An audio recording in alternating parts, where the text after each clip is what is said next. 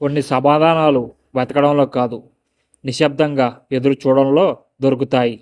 ఈ మాట వినడానికి సులభంగా అనిపించిన జీవితం నేర్పే గొప్ప పాఠం ఇది. ఈరోజు మన జీవితం ఎప్పుడు తొందరలోనే ఉంది. ప్రతి సమస్యకి వెంటనే పరిష్కారం కావాలి. ప్రతి ప్రశ్నకి వెంటనే సమాధానం కావాలి. ఫోన్ తెరిస్తే సెకండ్లో జవాబు, గూగుల్ చేస్తే అన్నీ దొరుకుతాయి అనే భావనలో మనం జీవిస్తున్నాం.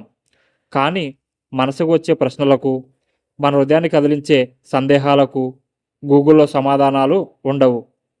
కొన్ని సందర్భాల్లో మనం ఎంత ప్రయత్నించినా పరిష్కారం కనిపించదు. ఏం ఆలోచించినా దారి దొరకదు. అప్పుడు మనకు కోపం వస్తుంది, నిరాశ వస్తుంది. ఎందుకు నా జీవితంలోనే ఇలా అని ప్రశ్నిస్తాం.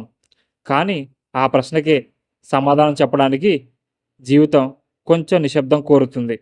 శబ్దం అంటే మాట్లాడకపోవడం మాత్రమే కాదు, మనలో ఉన్న ఆందోళనలకు విరామం ఇవ్వడం, ఆలోచనల గందరగోళానికి బ్రేక్ వేయడం, బయట ప్రపంచం చెప్పే శబ్దాల నుంచి కొంత దూరంగా ఉండటం. ఎప్పుడైతే మనం ఆగి ప్రశాంతంగా ఉండగలుగుతామో అప్పుడే మనసులోని నిజమైన స్వరం వినిపిస్తుంది. అంతరాత్మ నెమ్మదిగా చెబుతుంది, ఇది నీకు సరైన దారి కాదు, లేదా ఇప్పుడు కాదు, కొంచెం ఓపిక పట్టు అని. జీవితంలో కొన్ని నష్టాలు వెంటనే అర్థం కావు. కొన్ని విడిపోవడాలు ఎందుకు జరుగుతాయో ఆ క్షణంలో తెలియదు. కానీ కాలం గడిచాక వెనక్కి చూసుకున్నప్పుడు మాత్రమే తెలుస్తుంది, అవి మన మంచి కోసమే జరిగాయని. అవి మన జీవితానికి సరైన దిశలో మళ్లించడానికి వచ్చాయని. ఒక విత్తనం నేలలో పడిన వెంటనే మొక్క అవ్వదు.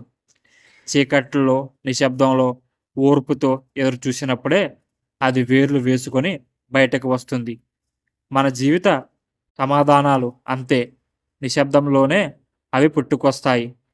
ప్రతి ప్రశ్నకి వెంటనే సమాధానం దొరకకపోయినా భయపడాల్సిన అవసరం లేదు.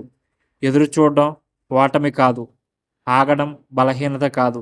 నిశ్శబ్దం మనల్ని విరగదీయదు, మనల్ని లోతుగా చేసుకునే శక్తి ఇస్తుంది. కాబట్టి ఈరోజు నీ జీవితంలో ఏదైనా గందరగోళంగా అనిపిస్తే, ఏ దారి కనిపించకపోతే కొంచెం ఆగు, నిశ్శబ్దంగా ఉండి విను. నీకు కావాల్సిన సమాధానం నీ లోపలే నెమ్మదిగా ఎదురు చూస్తూ ఉంటుంది.